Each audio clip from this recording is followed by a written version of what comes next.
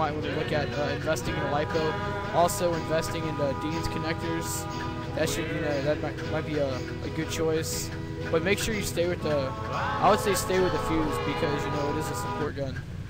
Besides that, make sure you're not running actual high caps. Make sure you're running a drum mag. And besides that, that's all I can really say. All right. Thank you, Tom. Too detailed there. Excellent. Now, I have a question for Brad, our new co-host. Brad, are you ready? Give me a thumbs up.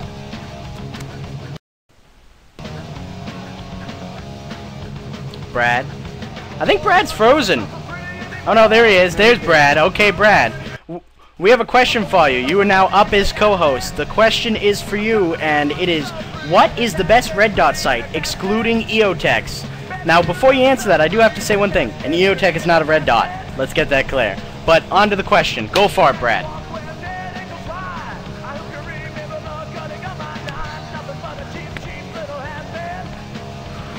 I don't think we can hear you, Brad. I think we've killed your sound. Yeah, you gotta reset your mic. Go to setup and turn your mic on. We'll hold that question for later. I'm gonna leave it up there because if I kill it now, it'll never come back. So, sorry for that. Okay, so let's switch to another question in the meantime until Brad gets that all set. And Brad, you just let me know when you're all set, okay? The next question, which, you know what, I'll drop this and we'll come back to it. The next question, is the A&K M249 Saw a good gun for me to get? I'm going to leave this one to what you're looking at, since I'm pretty sure he's had some experience with that. And what you're looking at, take it. It all really just depends on if you're someone that check crazy rate of fire. Yeah, you're good.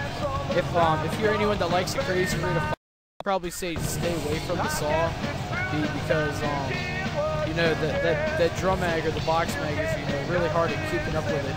But if you don't mind staying at around 13 to 15 rounds per second, and you like to go through BBs, that's a perfect gun. Gearbox is the most durable stock Chinese I've ever seen. I put like 50,000 rounds to it before the piston gave up on me.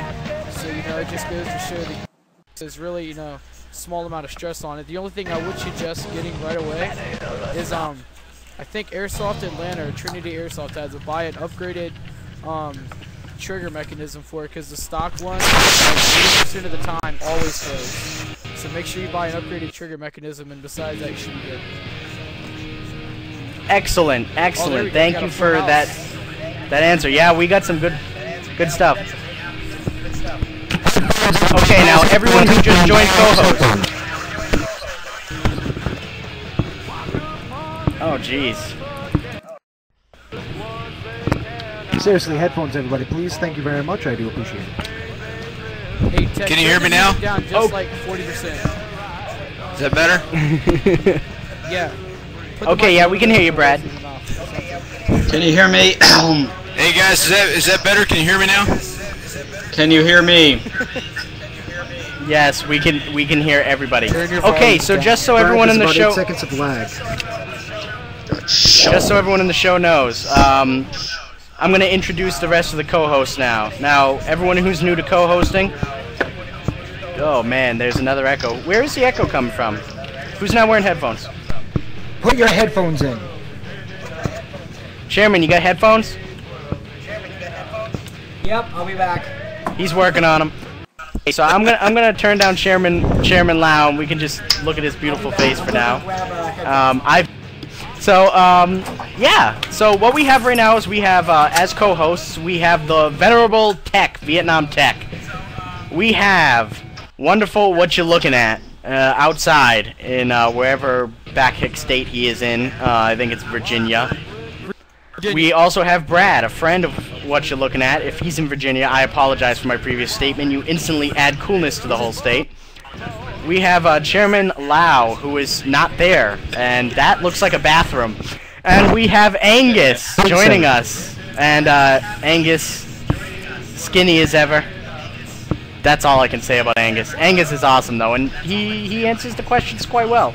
So, speaking as we have Angus up here right now, let's get a question that I saw here for Angus specifically. Let me find it here. Oh, where are you, Angus? Angus had a question, and I can't seem to find it. I think that question has been dropped at some point. If anyone has a question for Angus specifically, just put it in. If you have questions specifically for any co-hosts, please write that you want that co-host to answer it in the question, and I will make sure it gets done. Now, And I'll be right here's back. a good... Yes, So and Angus producer. will be right back. Cool.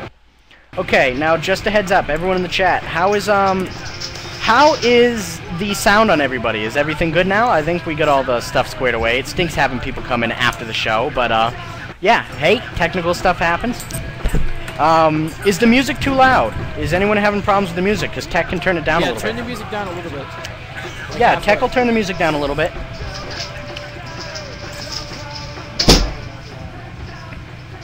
Hey, Tech, switch some Johnny Cash on there. Let's get some Johnny Cash going.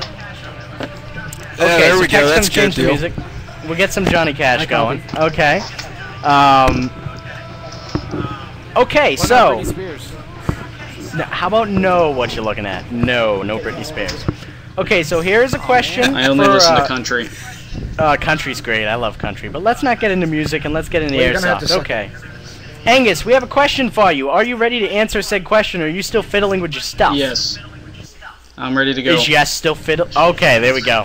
So Angus, here's the question for you. Angus, should I get a D-Boy scar?